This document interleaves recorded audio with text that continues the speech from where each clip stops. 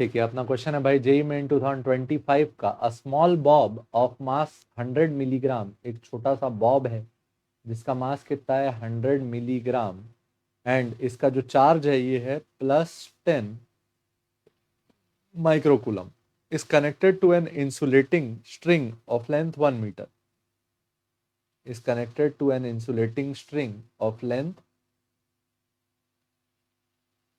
1 meter. It is brought near an infinitely long conducting sheet of charge density sigma. ये एक sheet है जिसका charge density कितना है सिग्मा, और ये इनफाइनाइट साइज की है। इनफाइनाइट साइज की है मतलब जो इससे फील्ड निकलेगी, फील्ड कैसी होगी, यूनिफॉर्म फील्ड होगी।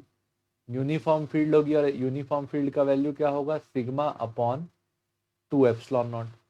If the string subtends an angle 45 degree, string subtends an angle 45 degree with the sheet at equilibrium, the charge density of the sheet is, charge density यानी सिग्मा का value हमको पता लगाना है। ठीक है, तो इस पे कितने फोर्सेस लग रहे हैं, 2 फोर्सेस लग रहे हैं।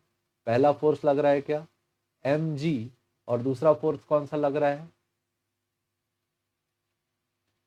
चार्ज q इंटू ई, और तीसरा फोर्स लग रहा है रस्सी में क्या, टेंशन। ठीक, तो यहाँ पे इक्विलिब्रियम वाली कंडीशन बनानी है हम लोग को, क्योंकि ये यहाँ पे रुक जाएगा। तो अगर ये एंगल 45 डिग्री था तो ये भी एंगल क्या 45 डिग्री, तो ये ऊपर क्या आ गया, टी का कौन सा कंपोनेंट, cos 45, और इधर कौन सा कंपोनेंट आ गया, टी का sin 45। और इक्विलिब्रियम में मेंटेन करना है, फॉर इक्विलिब्रियम एफ नेट क्या होना चाहिए, 0। तो एफ नेट एक्स अलग से 0 और एफ नेट वाई अलग से 0। तो एफ नेट एक्स में कितना है, टी साइन 45, और टी साइन 45 किसको बैलेंस किए हुए है, क्यू इंटू ई को।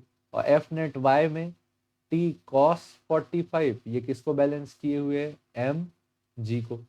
ठीक, तो ये हो गया हमारा इक्वेशन 1 और ये हो गया हमारा इक्वेशन 2। दोनों साइड हम लोग क्या कर देते हैं, डिवाइड कर देते हैं, इक्वेशन 1 डिवाइडेड बाय इक्वेशन 2। तो T sine 45 divided by T cos 45 equal to q E divided by क्या, एम जी।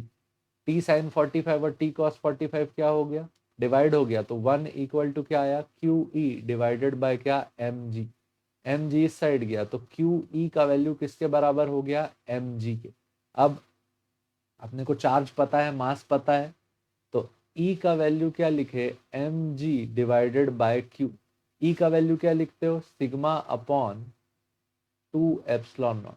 ठीक, तो मास का वैल्यू कितना है, 100 मिलीग्राम, 100 मिली का वैल्यू 10 की पावर -3, अब ये हो गया किलोग्राम,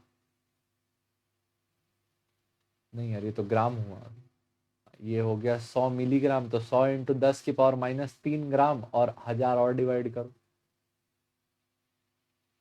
तो ये हो गया किलोग्राम, ये आया मास का वैल्यू। ठीक, पहले 100 मिली के लिए 10 की पावर -3, और ग्राम को किलोग्राम में बदलने के लिए 1000 से और डिवाइड किए, क्या आया 100 इंटू 10 पावर -6, तो आया 10 पावर -4 किलोग्राम, ये आया मास का वैल्यू।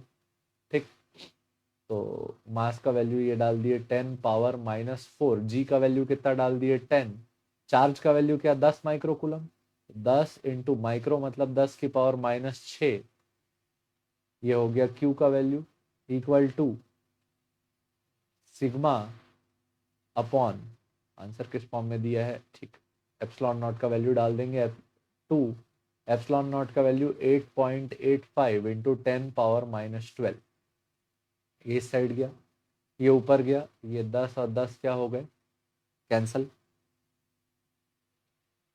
10 पावर -6 ऊपर गया तो 10 पावर +6 हो गया, तो 10 power -4 +6 equal to sigma upon 8 to the 16, 17 point हो जाएगा 17.7 इंटू 10 पावर -12, ये इधर मल्टीप्लाई कर दिए, तो 10 power 2 into 17.7 into 10 power -12 equal to क्या लिखे, सिग्मा।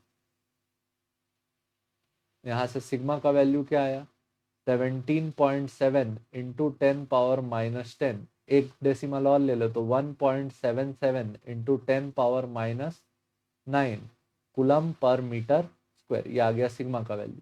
10⁻⁹ को क्या लिख लेते हैं, 1.77 इंटू नहीं, nano coulomb per metre square. कौन सा ऑप्शन लगा भाई? ठीक, होपफुली आपको देख के समझ में आया होगा। देखने के लिए धन्यवाद। जय हिंद।